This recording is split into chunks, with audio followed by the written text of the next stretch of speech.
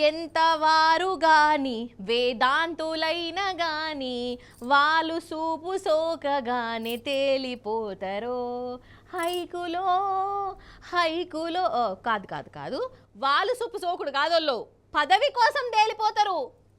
అర్థం కాలేదనోళ్ళా హూనా నేను చెప్తా.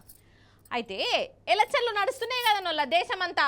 ఇక ఎవరి కాళ్ళు గెలిచేటందుకు ఏమన్నా తిప్పల పడతాన్రా చిత్ర విచిత్రంగా ప్రచారాలు చేస్తుంటారు కదా. గిట్లనే ఒక పెద్ద కుబేరుడు ఏ తీర్ల ప్రచారం చేస్తాడో చూడాలి, చూసి తరించాలి. తరించుండ్రి మరి.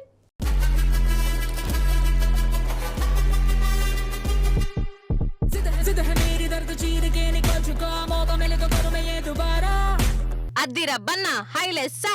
ఆహా అవో మూటలు మోస్తున్నాడు చూడు.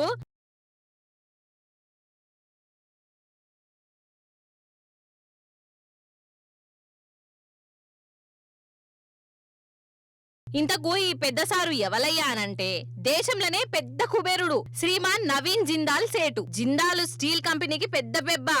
ఈసారి పువ్వు పార్టీ తరపున ఎంపీగా నిలబడ్డాడులో. ఇక పువ్వు పార్టీల షరీక్ అవుడుతోనే ఒక్కొక్కరు ఎట్లా మారిపోతారో మీకు ఎరుకున్నదే కదా. అసలు నన్ను అడిగితే కమలాసన్ కూడా వనికిరాడోల్లా. ఇగో ఇప్పుడు ఈ జిందాల్ సారు ఓటర్ల కోసం గిట్లా మూటలు మోస్తున్నాడు. కానీ చూసిండ్రా అనొల్లా లక్షల కోట్ల ఆస్తిపరుడు కాలు కూడా కింద పెట్టాడు. అసోంటిది ఎంపీ కోసము ఇగో గిట్ల మూటలు మోసుడు, ముల్లెలెత్తుడు, చెరుకు జ్యూసులు చేస్తుండు.